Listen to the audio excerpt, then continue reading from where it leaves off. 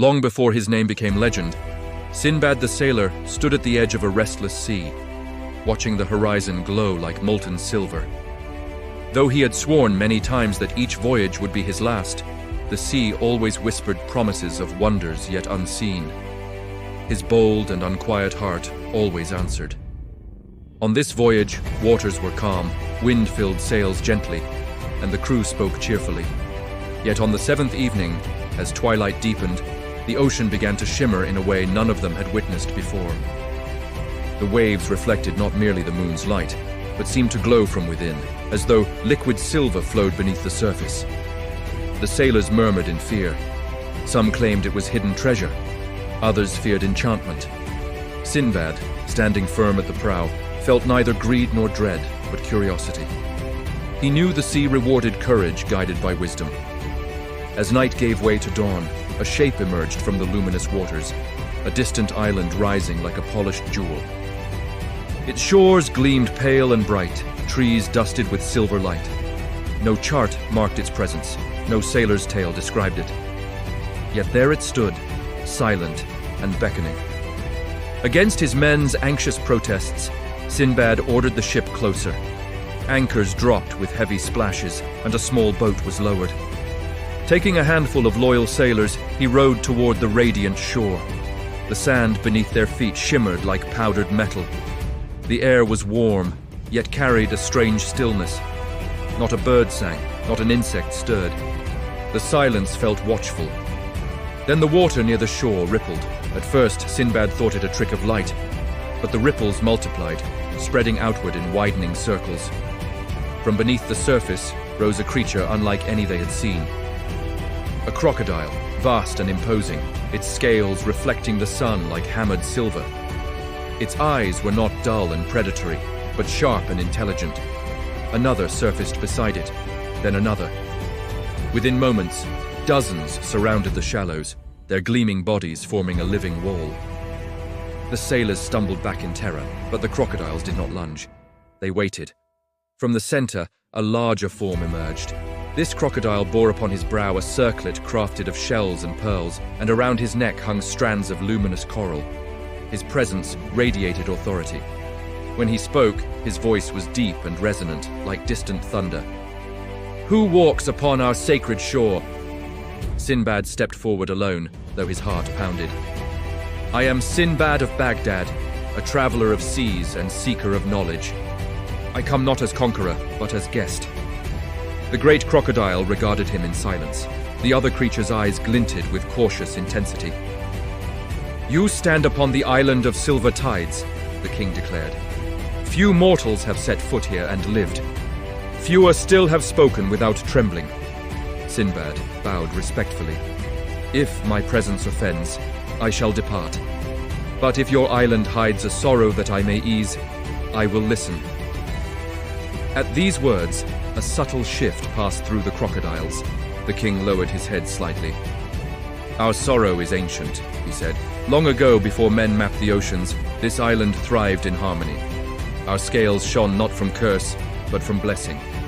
We guarded treasures of the sea and kept balance between tide and shore. But a man came, a man consumed by greed. He sought our eggs, believing their silver shells would grant him power beyond measure." The king's voice darkened. "When we defended our young, he unleashed a forbidden spell learned from dark waters. The magic bound itself to our blessing, twisting it. Now our silver glow grows heavier with each passing season. If the curse completes its work, we shall turn to lifeless stone, frozen guardians of a forgotten island." The sailors exchanged frightened glances. Sinbad felt the weight of the tale. "Why not leave the island?" he asked. "We are bound to it," the king replied. "The curse anchors our spirits here. Only one free of greed may approach the heart of tides and break the enchantment. Many have tried, all sought treasure, all failed." Sinbad looked toward the dense interior of the island, where towering trees shimmered faintly. "Take me to this heart of tides." The sailors protested in hushed voices, but Sinbad silenced them gently. "Wait by the shore," he instructed. "If I do not return by sunset, sail away." Escorted by the silver crocodile king, Sinbad journeyed inland. The forest was unlike any he had seen. Leaves shimmered as though woven with threads of moonlight. Streams flowed with a faint, metallic gleam. The very ground seemed alive with quiet energy. At last they reached a cavern mouth carved into a cliff of pale stone. From within pulsed a soft, rhythmic glow, like the beating of a luminous heart. "The heart of tides lies within," said the king. "Touch it with a soul unburdened by desire, and the curse shall unravel. But if greed stirs in you, even for a breath, you shall join the stone statues that line the chamber." Sinbad stepped forward alone. Inside, the air was cool and heavy. Along the cavern walls stood figures of stone, men in various poses of awe and triumph, their expressions forever frozen. At the center of the chamber hovered a crystal orb of swirling silver light, suspended above a basin of glowing water. Sinbad approached slowly. As he neared, visions flickered before his eyes. Mountains of gold, chests of jewels, kingdoms bowing before him. He saw himself wealthy beyond imagination, honored and envied. His heart quickened. But then he remembered how greed had nearly destroyed him. He remembered storms survived, friendships forged, and the simple joy of returning home alive. Treasure had never truly satisfied him. Adventure and wisdom had. He closed his eyes and spoke softly. "I seek not wealth nor power. I seek balance restored." With steady hands, he touched the glowing orb. At once, the cavern trembled. A surge of light exploded outward, blinding and fierce, and the stone statues cracked and crumbled, dissolving into dust. The silver glow of the orb softened, shifting from harsh brilliance to warm radiance. Outside, the crocodiles roared, not in anger, but in astonishment. Their scales began to change, the heavy metallic sheen lightening into a softer luster. The oppressive aura that had hung over the island lifted like morning mist. Sinbad fell to one knee, overwhelmed by the magic, but he remained flesh and blood. When he emerged from the cavern, the king approached, his eyes shining not with cold reflection, but with gratitude. "It is done," the king declared. "The curse is broken." The other crocodiles gathered, their movements freer, more fluid. The island itself seemed to breathe easier. Birds began to call from treetops. The streams sparkled with renewed clarity. "You have freed us," the king continued. "Name your reward." Sinbad smiled faintly. "I require none. Knowing that I have helped is reward enough." The king studied him thoughtfully. "Then, accept a token, not of wealth, but of protection." From beneath the water, he retrieved a small, polished scale, no larger than a coin. Though silver, it felt warm to the touch. "As long as you carry this," the king said, "no storm born of dark magic shall claim your vessel." Sinbad accepted the gift with humility.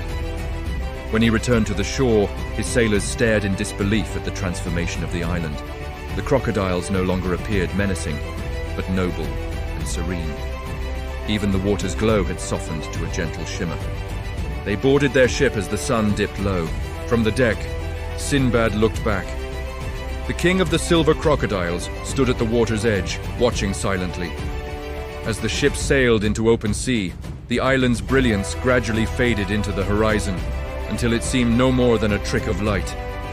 Days later, a violent storm rose without warning. Black clouds churned, and waves towered like mountains. The sailors cried out in despair, certain their end had come. Sinbad reached into his cloak and grasped the silver scale. A calm warmth spread outward. The winds howled, yet the ship remained steady. The towering waves parted around them, as though guided by unseen hands. Within moments, the storm diminished, dissolving into harmless rain. The crew fell to their knees in awe. Sinbad said nothing of the scale's magic, only gazed thoughtfully at the clearing sky. He understood that the greatest treasures of his journeys were never gold or jewels, but alliances forged across worlds, trust earned through courage, and lessons carried in the heart. When at last he returned home and recounted his adventure, listeners marveled at the image of silver crocodiles and their noble king. Some doubted the tale. Others swore such wonders must exist beyond known waters. But Sinbad knew the truth. Far beyond familiar trade routes, past maps inked with certainty, there remained islands where curses waited to be broken. Not by swords or greed, but by bravery guided by wisdom. And though he would once again promise himself rest, he also knew that when the sea next shimmered strangely at sunset, his heart would stir, with the same ancient longing. For the world was vast, and its mysteries endless.